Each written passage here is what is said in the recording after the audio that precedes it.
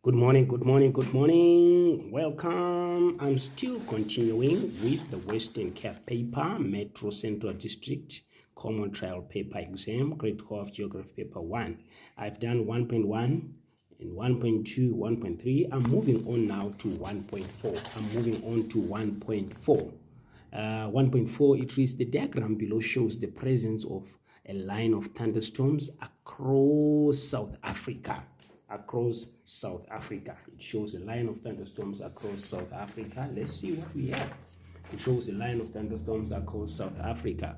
Diagram below shows the presence of line of thunderstorms across South Africa. So obviously, what should come to your mind, guys, when you come across a question like this? Obviously, the moment you hear the line of thunderstorms, the moment you see a moisture front, okay, the moment you see the presence of this southwest wind from the South Atlantic high, southwest wind from the South Atlantic high, remember, it's in an anti-clockwise, okay, moving towards the interior. Here also anti-clockwise, moving towards the interior. These ones are northeast, okay. So the moment you see these guys, what will come to your mind is the season is summer.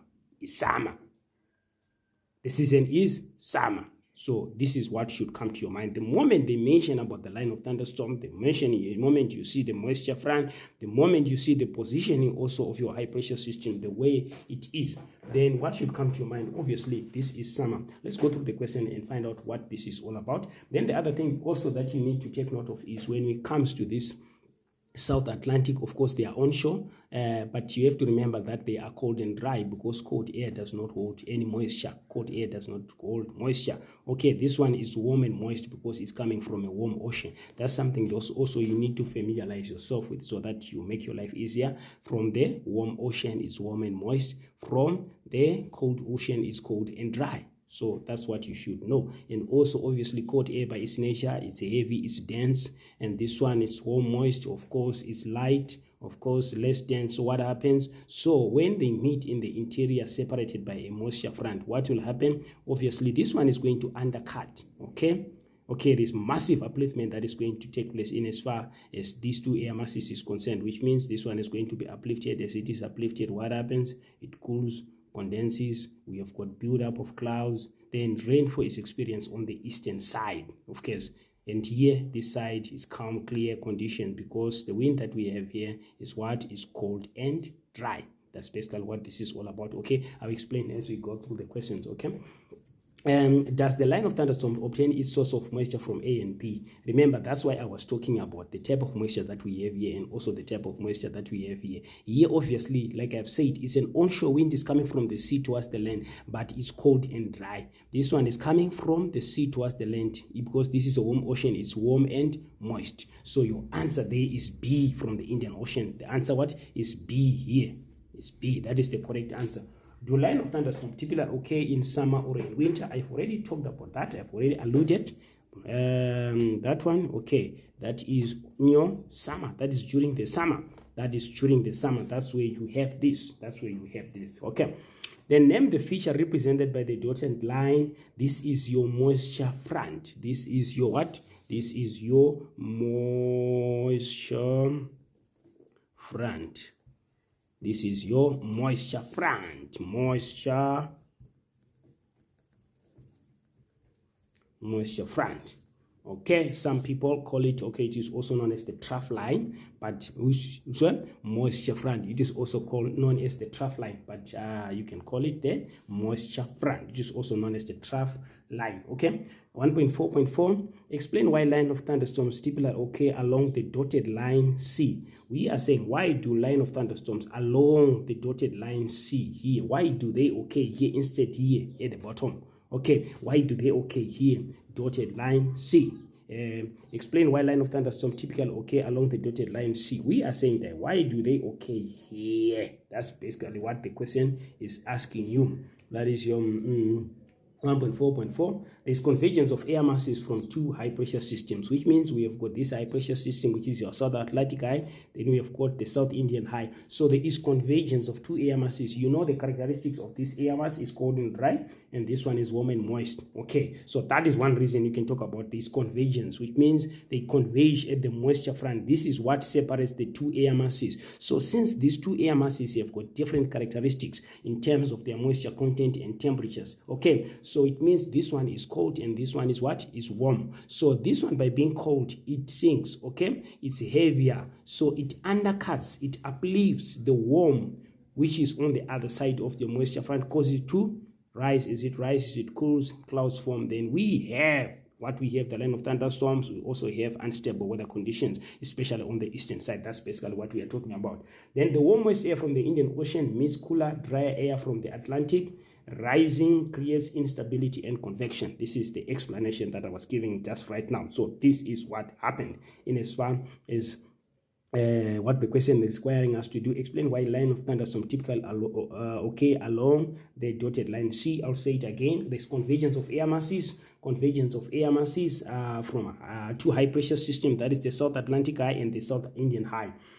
Warm moist air from the Indian Ocean meets cooler dry air from the Atlantic. This is what we're talking about. This one is cold and dry, this one is warm and moist. When they meet, what happens? Rising, okay, creates instability and convection. Why is this rising and instability occurring? Is because these have got different densities. So the cold air, what does it do? It undercuts the warm air. There's massive upliftment that takes place, resulting in unstable weather conditions. That's why we end up having the line of thunderstorms on the eastern side. That's basically what we are saying here. 1.4.5, state two weather conditions associated with the passage of a line of thunderstorms. Okay, what weather conditions are associated with the passage of line thunderstorms? That's why, of course, when you talk about traveling disturbances, okay, line of thunderstorms is part of that. Okay, state two weather conditions associated with the line thunderstorms. What weather conditions are associated with the line of thunderstorms? You can see with the clouds, obviously, we are likely to have rainfall and thunder showers. That's what we're likely to have. What other weather conditions? We can likely to have lightning. We are likely to have strong winds. We are likely to have cumulonimbus clouds. We are also likely to have higher humidity. So these are some of the conditions that are associated with the line of thunderstorms. These are some of the conditions that are associated with the line of thunderstorms: higher humidity, cumulonimbus clouds, heavy rainfall, lightning. We are likely to have also hail. We are likely to have also strong winds. So these are the weather conditions that are associated with the line of thunderstorms.